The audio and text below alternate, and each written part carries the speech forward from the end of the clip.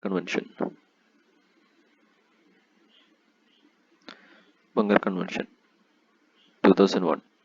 Adoption on 23rd March 2001 and entered into force on 21st November 2008. The purpose of this convention is to define the liability in case of a bunker oil pollution. The liability actually goes to the ship owner.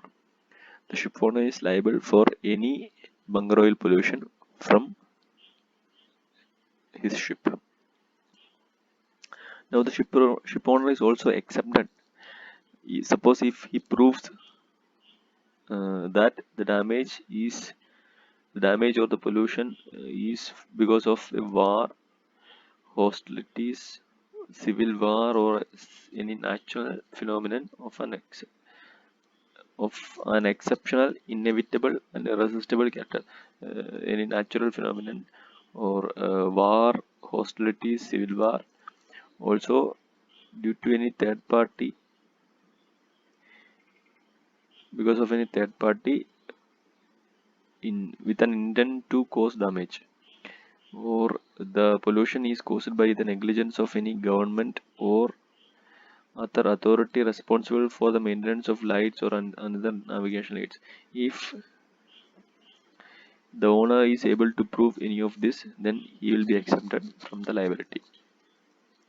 Also, the area of the area where the convention applies, that is either in the territorial sea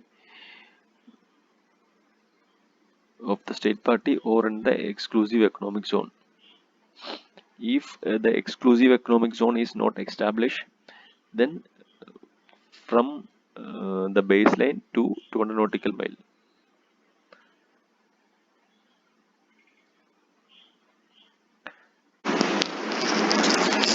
Okay, now according to the Bunker Convention, a ship of 100 gross tonnage, not 100,000, sorry, 1000 gross tonnage should take an insurance cover up to the liability,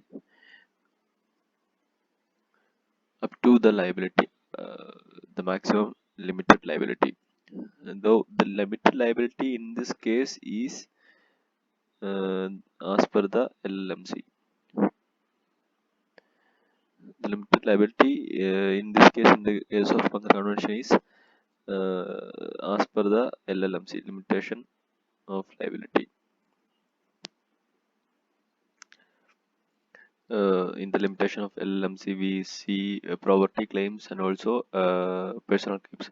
Here, the limitation of this liability comes under the property claims, depends upon the gross tonnage of the ship.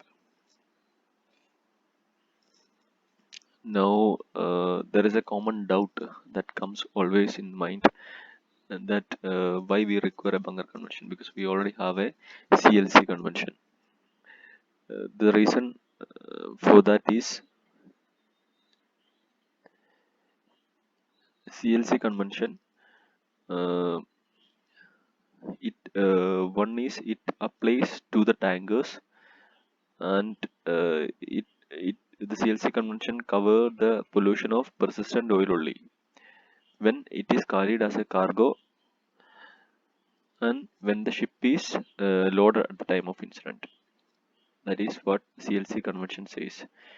So suppose if the ship, if a tanker itself, in if it is in ballast and it encountered in an incident resulted in a pollution of bunker oil, then the CLC 69 is not applicable. Now the doubt comes in why, because we all know that CLC for the ship owner is liable, and the CLC, the liability of ship owner is also limited. And when the liability comes more than that limitation value, the extra amount will be paid either by fund or by supplementary fund. This fund and supplementary fund is provided by the major oil buyers. Now if the ship is ballast, then this major oil buyers is not in the picture. This oil buyer is only in picture when the ship is loaded. That's why the CLC applies when the tanker is in loaded condition. Now, if the pollution happens by the bunker oil, then also the CLC applies if the tanker is in loaded condition. That's why instead of amending the CLC convention, they have created a new convention, that is bunker oil convention. That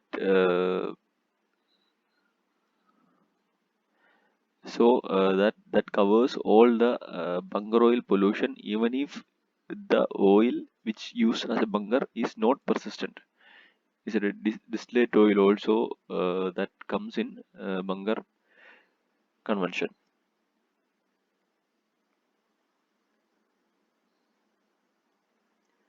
Now,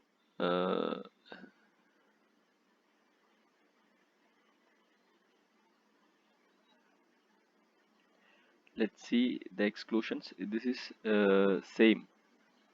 Suppose if the pollution damage, if any pollution damage which is covered by CLC, then the bunker convention does not apply. That is, CSC will supersede any international convention that is in conflict with. If any international which is in conflict with the CLC convention, then CNC will be the only CLC will apply, no other convention. The other convention will not be applied. Also, the other exclusion is a state-owned vessel is not used for a commercial purpose. If the state-owned vessel is used for a commercial purpose, the convention applies. But if it is a warship or ships on governmental non-commercial services, then this convention does not apply.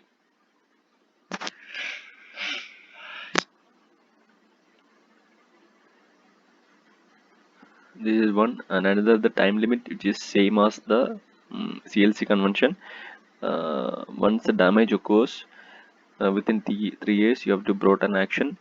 Also, no action can be brought within 6 years. That is the time limits for this. Now let's see definition of pollution. Definition of bunker oil in case of bunker convention is any hydrocarbon mineral oil, including lubricating oil, used for or intended to be used for the operation or propulsion of ship and any residue of such oil. And as per CLC is any persistent hydrocarbon mineral oil such as crude oil, fuel oil, heavy diesel oil,